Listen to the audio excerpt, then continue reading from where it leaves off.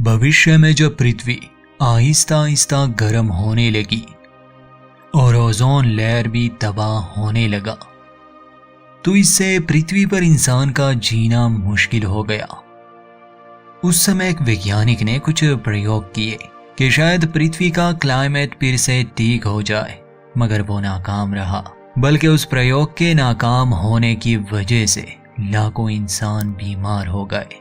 अब धरती मर रही थी। आखिर में ये फैसला किया गया कि अब इंसान को जीने लायक ग्रहों पर भेज दिया जाएगा। इसीलिए दुनिया के सभी देश एक हो गए और उन्होंने द आर्क नाम के अंतरिक्ष यान बनाए। समय के साथ साथ हर आर्क में इंसानों को नए ग्रहों पर आबाद करने के लिए ले जाया जाता। यही इंसानियत की आखिरी उम्मीद थी। सबसे पहले यान आर्क 1 ने पृथ्वी से उड़ान भरी थी। ये 6 साल का लंबा सफर था। 200 इंसानों को सबसे पहले एक जीने लायक ग्रह पर ले जाया जा रहा था। पर क्या अंतरिक्ष इतना ही शांत है जैसा हम सोचते हैं? क्या ये बचे कुचे इंसान अपनी मंजिल पर पहुंच पाएंगे? क्या ये सब इतना आसान होने वाला है? कौन जाने इस अनंत ब्रह्मांड में क्या क्या राज छुपे हैं।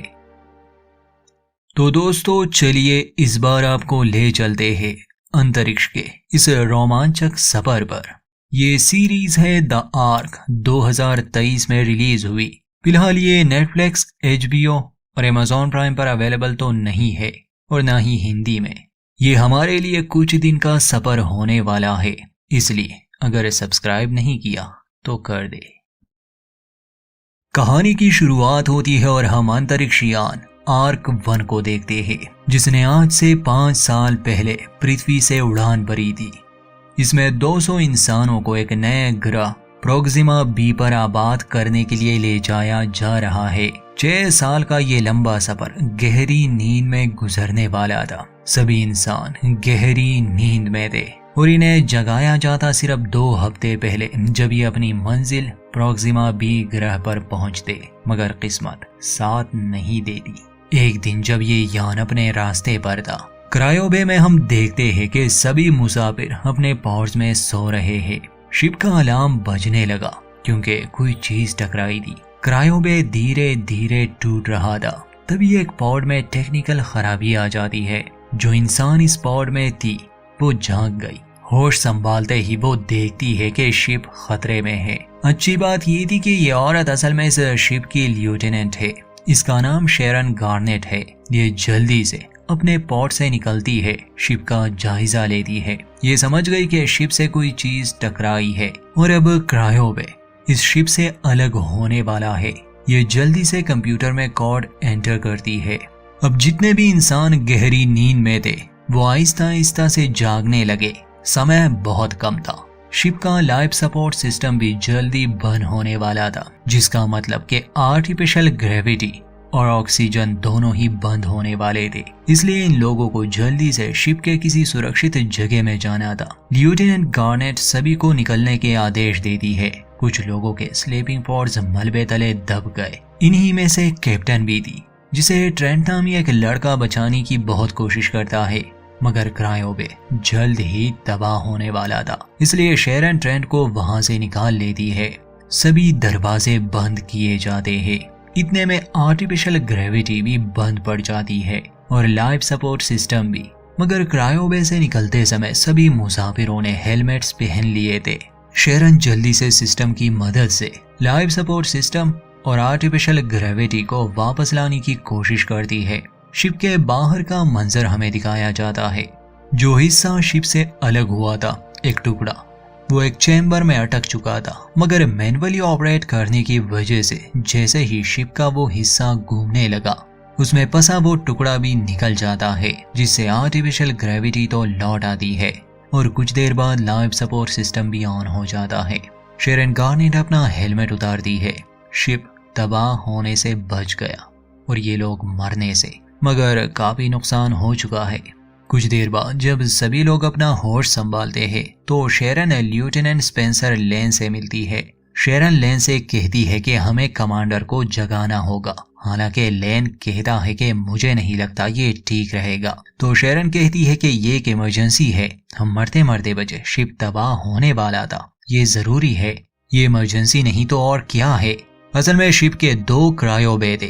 कैप्टन, कमांडर और हाई रैंक के ऑफिसर्स एक अलग सेक्शन में थे और ये मुसाफिर और इनके साथ लिeutenants एक अलग सेक्शन में। तो जैसे ही लेन और शेरन कमांडर के सेक्शन में जाते हैं, ये देखकर वो हैरान रह जाते हैं क्योंकि वो पूरा का पूरा सेक्शन शिप से अलग हो चुका था।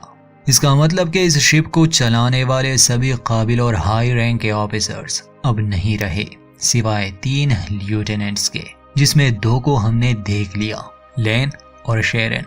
अब ये जो बाकी लोग हैं ये ज्यादातर मुसाफिर है। अभी द आर्क 1 स्पेसशिप में 150 इंसान जिंदा है। ये सभी किसी न किसी फील्ड से है, मगर ये उस ग्रह को आबाद करने के लिए जा रहे थे। ये सभी प्रोफेशनल थे। इन्हें इस यान की थोड़ी बहुत ट्रेनिंग भी मिली थी, मगर इनके आने का मकसद इस शिप को चलाना या इस पर काम करना नहीं था, सिवाय कुछ लोगों के। खैर, जैसे जैसे ये कहानी आगे बढ़ती जाएगी आप सब समझ जाओगे, मगर अब आप ये बात याद रखें, प्रॉक्सिमा बी तक पहुंचने में 1 साल लगने वाला है।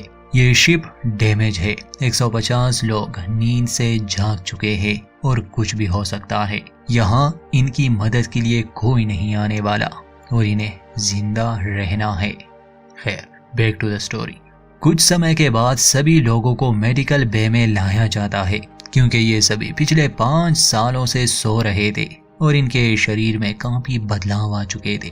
समस्या ये थी कि सिर्फ एक ही डॉक्टर बची थी उस हादसे में, संजीवनी कबीर, जो कि एक इंडियन है। और अब 150 लोगों की सेहत का ख्याल रखना, उन्हें जिंदा रखना, उनका इलाज करना, ये उसी की जिम्मेदारी होगी, जो कि बहुत मुश्किल होने वाला है।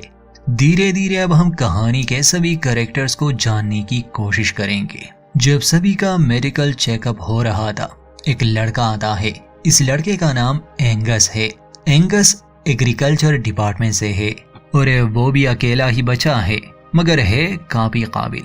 इसी बीच हम एक और फीमेल कैरेक्टर जिसका नाम केट है, उससे भी मिलते हैं। केट भी एक डॉक्टर है, मगर वो साइकेट्रिस्ट है और साइकेट्रिस्ट से ज्यादा वो एक सेलिब्रिटी है। खैर, केट की क्या कहानी है आगे जानेंगे। थोड़ी देर बाद मिडबे में शेरन आती है और आवाज लगाती है कि क्या यहाँ लिeutenant जेम्स है। तो ये है हमारा तीसरा लिeutenant, ये स्कॉटलैंड से है। यहाँ तकरीबन सभी लोग अलग अलग देशों से है। शेरन जेम्स से कहती है कि अब से तुम्हें सेंट्रल कमांड में काम करना होगा, जिस पर जेम्स बताता है कि मैं नेविगेटर हूँ, मगर शेरन उसे कहती है कि तुम्हें अब सेंट्रल कमांड में ही काम करना होगा। खैर, जेम्स मान जाता है और समझ भी जाता है कि कुछ तो गड़बड़ है। अब चल क्या रहा है ये थोड़ी देर में सभी को पता चल जाएगा, क्योंकि अब सभी कमांडिंग ऑफिसर्स नहीं रहे, शिप को संभालना भी तो है। अब हम कहानी के एक और अहम फीमेल कैरेक्टर एना माल्कोविच से मिलते हैं। एना एक इंजीनियर है और इस समय वो सभी हेलमेट्स में ऑक्सीजन भरने का काम कर रही है। तभी कुछ और हेलमेट्स को लाया जाता है। जो आदमी इसे लाता है इसका नाम जेस्पर है। जेस्पर की अपनी ही एक कहानी है। अब धीरे धीरे कैरेक्टर ज्यादा होने वाले हैं। शायद ये पहले पार्ट में आपको थोड़ा कंफ्यूज करे, मगर बाद में आप सभी को अच्छी तरह से जान जाएंगे। एना के पास ऑक्सीजन खत्म होने वाली थी, इसलिए वो जेस्पर से कहती है कि तुम और साइलेंडर्स ले आओ, मगर जेस्पर बदतमीजी करता है और एना की बात नहीं मानता। इसका मतलब कि आधे हेलमेट्स बिना ऑक्सीजन के रह गए। याद रखिए, यहाँ पर हेलमेट्स को 2 सेक्शन में रखा गया है और दोनों जगहों का दरवाजा अलग अलग है। जेस्पर के जाने के बाद वहाँ आता है हैरिस नामी लड़का। वो भी इंजीनियरिंग टीम में ही था, मगर असल में उसका और एना का चक्कर चल रहा था। उस समय एना उस पर गुस्सा करती है कि तुम्हें ऐसे नहीं आना चाहिए, किसी को शक हो जाएगा और मैंने तुम्हें बहुत मुश्किल से अपनी टीम में शामिल किया है। मगर हैरिस कहता है कि अब ये लोग कुछ नहीं कर सकते, क्या ये हमें स्पेस में फेंक देंगे? तो एना कहती है कि इनका कोई भरोसा नहीं। कुछ देर बाद हम देखते हैं कि सभी लोग एक जगह जमा हुए हैं। एंगस यहाँ एक लड़की एलिशिया से मिलता है। एलिशिया बहुत ज्यादा बातें करती है और वेस्ट मैनेजमेंट में है। खैर, कुछ देर बाद शेरन आती है और सभी को हाल ही में हुए इस हादसे और शिप के स्टेटस के बारे में बताती है। शेरन कहती है कि हम सभी पिछले 5 साल से गहरी नींद में थे।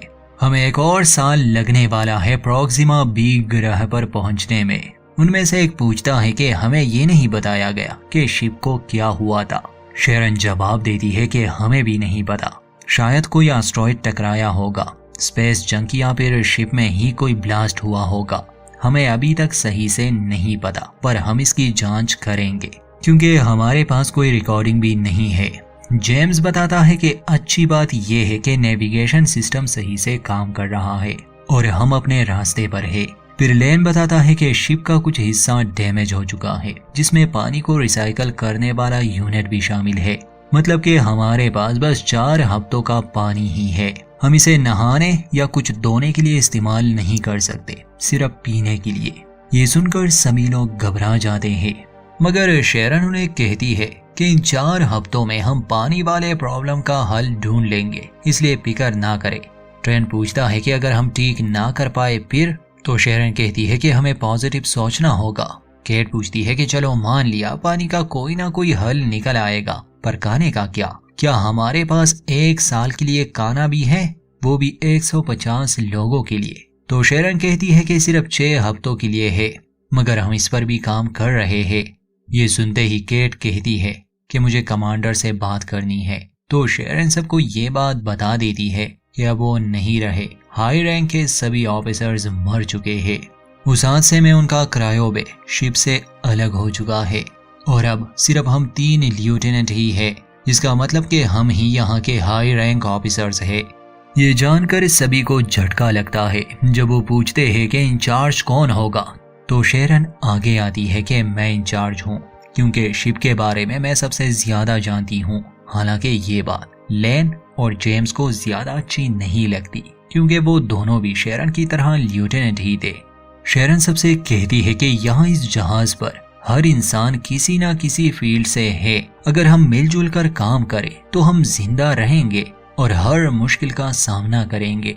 खैर, वो एक भाषण देती है जो सबको एक नई उम्मीद देता है। शिप पर धार्मिक लोग भी थे, इसलिए हॉलवे में सभी इकट्ठा होते हैं और मरे हुए लोगों को याद करते हैं। इसके बाद एंगस शेरन से मिलता है और उसे कहता है कि हालात को देखते हुए मुझे आपको कुछ दिखाना है। एंगस शेरन को कार्गो बे में ले जाता है। वहां पर वो सारा सामान था जो प्रोक्सिमा बी पर कंस्ट्रक्शन के काम में इस्तेमाल होने वाला था। एंगस बताता है कि हमने प्रोक्सिमा बी पर प्रोब भेजे थे। उन्होंने ये कंफर्म किया था कि वहां की मिट्टी फसल उगाने के काबिल है, मगर मुझे फिर भी भरोसा नहीं था, इसलिए मैं पृथ्वी से अपने साथ कुछ मिट्टी ले आया। और ये मिट्टी इतनी अच्छी है कि इसमें कोई भी फसल किसी भी मौसम में उगाई जा सकती है। इसका मतलब कि मैं कहीं पर भी फसल उगा सकता हूँ। शेरन को समझने में थोड़ा समय तो लगता है, पर असल में एंगस ये कहना चाहता था जैसे कि अभी ने प्रोक्सिमा बी ग्रह पर पहुंचने में 1 साल लगने वाला है और खाने की कमी आ सकती है। इनके पास बीज है, मिट्टी है और एंगस जैसा काबिल इंसान। शेरन पूछती है कि तुम्हें किन किन चीजों की जरूरत पड़ेगी। एंगस को यूवी लाइट्स लगाने थे और थोड़ा बहुत पानी। शेरन को ये एक अच्छा आइडिया लगता है, इसलिए वो एंगस को अलाउ करती है कि तुम जल्द से जल्द इस आइडिया पर काम करो, इससे पहले कि खाना खत्म हो जाए।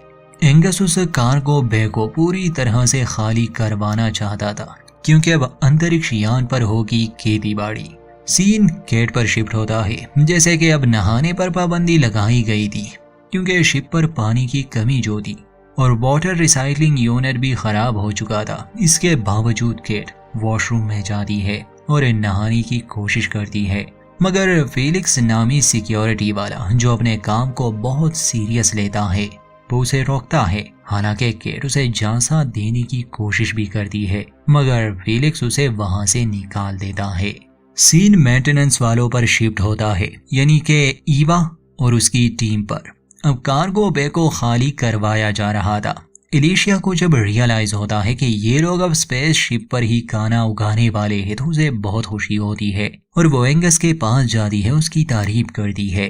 एंगस इस बात से खुश हो जाता है और एलिशिया से पूछता है कि तुम वेस्ट मैनेजमेंट में हो ना, तो हमें फर्टिलाइजर की जरूरत पड़ेगी, ढेर सारे फर्टिलाइजर्स की। एलिशिया इसके लिए मान जाती है क्योंकि वही उसका काम था। ब्रिज पर दिखाया जाता है कि ट्रेंट कम्युनिकेशन लॉग्स को देख रहा है। उसके परिवार की तरफ से 4 साल पहले के वीडियो मैसेज मिला था। वो लेन से पूछता है कि पिछले 4 साल से हमें पृथ्वी से कोई संदेश नहीं मिला, आखिर ऐसा क्यों? लेन इसका जवाब नहीं दे पाता, बल्कि अब तो ट्रेंट को शक होने लगा इस मिशन पर। मगर लेन उसे कहता है कि हम में से हर कोई अपने मकसद में कामयाब नहीं होगा, सिर्फ मजबूत लोग ही जिएंगे। ये बातें चल ही रही थी कि तभी ब्रिज की पावर कट जाती है। लेन वजह पूछता है तो असल में शिप का काफी पावर अब कार्गो वे या ये कहे कि बायो शेल्टर में भेजा जा रहा था, क्योंकि वहां एंगस को यूवी लाइट्स जो जलाने थे, वहां कार्गो वे में पावर ऑन हो जाती है। सभी बहुत खुश थे। एंगस को उम्मीद थी कि वो यहाँ खाना उगा सकता है, मगर तभी गुस्से में लेफ्टिनेंट लेन वहां आते हैं। वो शेरन से पूछता है कि आखिर तुम सबने क्या सोचकर ये फैसला लिया, तुमने किसी से पूछा क्यों नहीं? शेरन जवाब में कहती है कि हम खाना उगाने की कोशिश कर रहे हैं, भला कौन इसके हक में नहीं होगा? तो लेन पूछता है कि क्या तुम 100% श्योर हो इस बारे में कि ये प्लान फेल नहीं होगा? फसल उगाने के लिए सिर्फ शिप की ऊर्जा ही नहीं बल्कि पानी भी लगेगा, चाहे वो कम हो या ज्यादा, और ये पानी सिर्फ तुम्हारा नहीं है शेरन, शिप पर जिंदा हर इंसान का इस पर हक है। शेरन उसके करीब आती है और कहती है कि तुम सही कहते हो, मुझे माफी मांगनी चाहिए। मैंने तुमसे नहीं पूछा, पर तुम्हें भी सबके सामने मुझे बेइज्जत नहीं करना चाहिए था, बल्कि अकेले में ये सब कहना चाहिए था। और आगे से शेरन एक मीटिंग रखती है। अब जो भी काम होगा सब मिलजुल कर फैसला लेंगे, मतलब कि सभी हेड ऑफ डिपार्टमेंट्स अब ये एक मीटिंग रूम में जमा हो जाते हैं। ये सभी वो लोग हैं जिन्हें हम शुरू से जान गए। जेम्स पूछता है कि आखिर हम ये बहस क्यों कर रहे हैं? हमारे पास खाने की कमी है तो कोशिश करने में क्या हर्ज है? वैसे भी अगर हमें खाना नहीं मिला हम मर जाएंगे, इससे तो अच्छा कि कोशिश करें। बाकी सभी इस बात पर राजी थे कि वो शिप पर खाना उगाए। बस लेफ्टिनेंट लेन को लगता था कि ये प्लान फेल होगा और कुछ दिनों का पानी वेस्ट होगा, मगर अंत में सभी इस बात के लिए मान जाते हैं। ईवा और उसकी टीम टूल सेक्शन में वो पुर्जे ढूंढ रहे थे जिससे वाटर फिल्ट्रेशन का यूनिट ठीक हो सकता है। पावर ना होने की वजह से वहां अंधेरा था, मगर मेंटेनेंस वाले वहां की पावर को ठीक कर देते हैं। सच तो ये था कि अभी तक इन्हें पता भी नहीं कि शिप में कौन कौन सी खराबियां है। कुछ देर बाद दिखाया जाता है कि ट्रेंट मेडबे में है और एक्सरसाइज कर रहा है। इस समय मेडबे में उसके अलावा कोई नहीं था। डॉक्टर सन आती है तो उसे पूछती है कि आज तो तुम्हारा कोई मेडिकल चेकअप नहीं था। तो ट्रेंट जवाब में कहता है कि ये सूट मुझे पागल कर रहा है और मुझे सांस लेने में तकलीफ हो रही है। डॉक्टर सन जब उसकी रिपोर्ट्स देखती है तो कहती है कि तुम्हारे रिपोर्ट्स तो नॉर्मल है। दोस्तों, असल में अब शिप में ऑक्सीजन का लेवल गिर रहा था।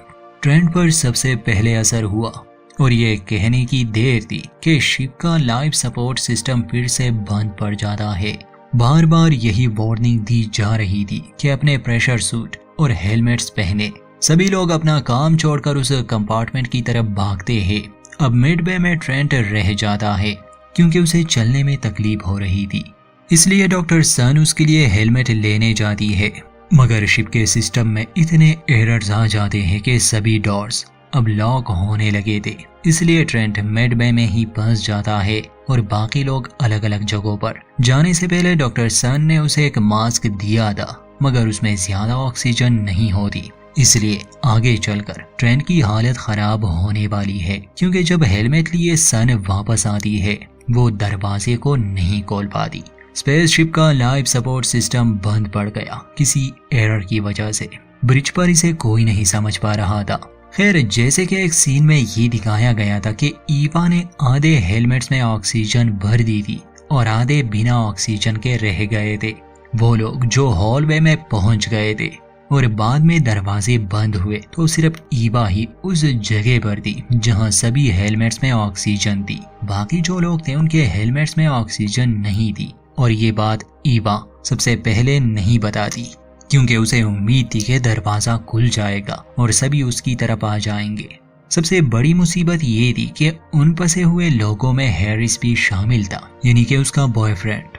वहाँ ब्रिज पर सिस्टम से वो लाइफ सपोर्ट इंजीनियर की जानकारी निकालते हैं। वो था जेस्पर शुरुआत में दिखाया गया था। जेम्स और बाकी सब उसे ढूंढने लगे, मगर जेस्पर ये सब सुनकर भी छुपने की कोशिश कर रहा था। और जब उसे लाया जाता है, सिस्टम के सामने उसे बिठाया जाता है, तो वो अपना असली चेहरा दिखाता है। असल में वो रियल जेस्पर वो इंजीनियर नहीं था जो लाइफ सपोर्ट सिस्टम को कंट्रोल करता है। वो एक क्रिमिनल था। उसने असली जेस्पर के साथ क्या किया कोई नहीं जानता, पर अब शिप में सभी लोगों की जान खतरे में है, क्योंकि ये आदमी सिस्टम के बारे में कुछ नहीं जानता था। वहाँ ईवा ने भी हैरिस को सच बता दिया कि उन लोगों ने जो हेलमेट पहने हैं उसमें ऑक्सीजन नहीं है। ये जानकर सभी घबरा जाते हैं। ईवा बार बार ब्रिज पर संदेश भेज रही थी कि हमें मदद चाहिए, लोग फंसे हैं और ऑक्सीजन नहीं है। मिडबे में ट्रेंट फंसा था। डॉक्टर सन गई थी और लोगों की मदद लाने, क्योंकि कोई भी डोर पासवर्ड एंटर होने के बाद भी डोर ओपन नहीं हो रहा था। जो मास्क ट्रेंट को दिया गया था अब उसमें भी ऑक्सीजन खत्म हो गई थी। वो मरने लगा था, मगर ढूंढने पर उसे कुछ साइलेंडर्स मिल जाते हैं। वो कुछ साइलेंडर्स लेता है और डोर के लॉक को हैक करके बाहर आता है, मगर जाते जाते वो कुछ साइलेंडर्स को छुपा देता है। अब ये उसने क्यों किया, याद रखे आने वाले एपिसोड्स में आप समझ जाएंगे। इतने में डॉक्टर सन भी आ जाती है और ये देखकर वो खुश थी कि ट्रेंट ने खुद को मिडबे से निकाल लिया है। ब्रिज पर सभी लोग घबराए हुए थे, क्योंकि बिना ऑक्सीजन के सभी मर जाएंगे। तभी एलिशिया आती है।